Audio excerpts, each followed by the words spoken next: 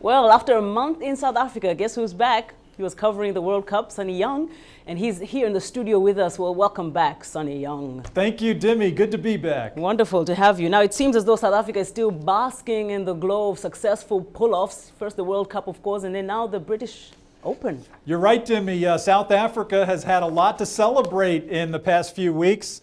A successful hosting of the World Cup.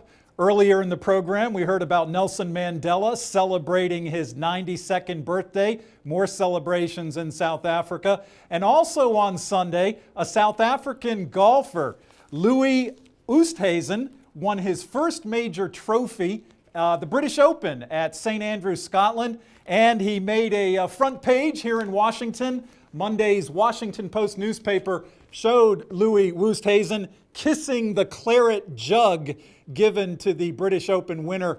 Oosthuizen dominated this tournament. He won by 7 strokes over England's Lee Westwood. Also over the weekend, Rio de Janeiro made some headlines. The next World Cup will be held in Brazil in 2014. Rio will be staging some of the soccer matches, but on Sunday, Rio staged a marathon, and the winners were from Kenya and Brazil. Celine Silva of Brazil won the women's title, and a Kenyan, Anderson Kiprono, won the men's title in Rio. He clocked just over 2 hours, 18 minutes, and won a first place prize of about 11,000 US dollars. Very scenic course in Rio de Janeiro. About 4,000 runners participated in that event. And finally in boxing, a deadline passed over the weekend between a super fight between Floyd Mayweather Jr. and Manny Pacquiao. Mayweather was in Miami, Florida on Sunday at a charity basketball event. He was asked about fighting Pacquiao, and he basically said, "There's no rush. I'm not rushing into anything with Pacquiao."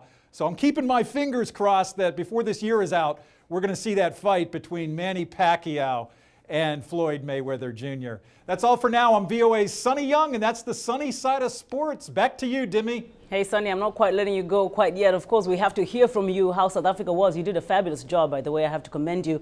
Well, how would you sum up your experience?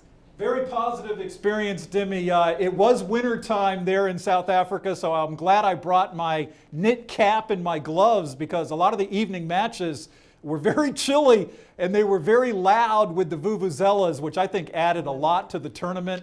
They really added a boisterous atmosphere. Very positive experience, my first trip to South Africa.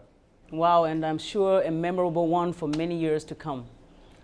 Thank you, Demi. Thank you so much. Sonny Young, right here in our studio with us, back from South Africa.